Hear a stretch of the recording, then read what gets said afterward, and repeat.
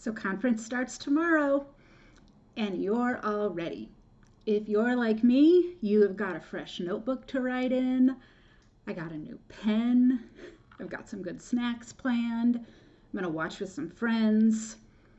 Maybe you've got an activity to keep your kids busy. If you've been watching or reading this series on how to prepare for conference, you are good to go.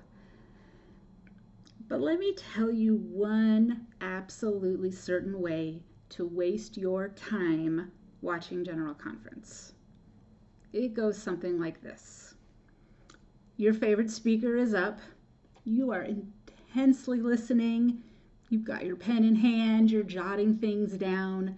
And when all of a sudden the speaker says something and you think, oh yeah, I really hope my sister heard that. She needs to be doing better in this area. And it's at that point that you have lost the entire plot. How do I know? Because I do this too. And I'm sure you have.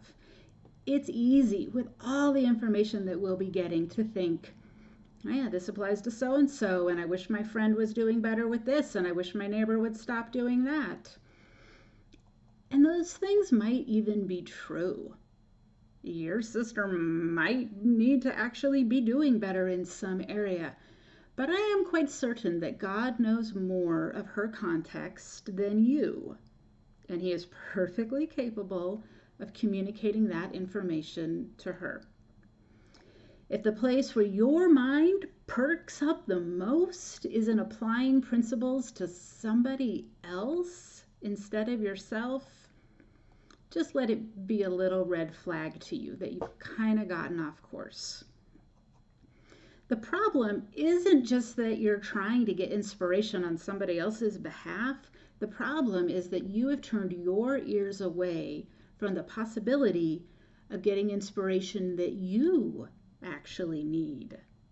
And it takes a few minutes to recover from a thought like that, because now your mind is going on all the annoying things that your sister does and how justified you are in feeling that way.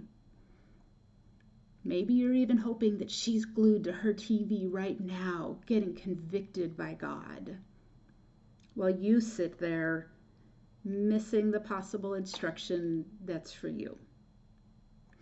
So what do you do if a thought like that comes to you this weekend? I am pretty sure one will come to me, and it'll probably come to you too. So here's my plan. First, just notice that it happened, that you have moved from trying to apply truth to yourself to applying it to somebody else, and very gently try to bring your mind back to what God might be saying for you. The longer you fixate on this other person, your friend or your sister or your neighbor, and their problems with repenting, and how much you really hope God is just giving it to them right now, the longer your mind is off of yourself and what you should be paying attention to. So maybe you say a quick prayer for that person. Anything to bless them. Focus your mind back on yourself. Just gently bring yourself back. There's no reason to beat yourself up for it.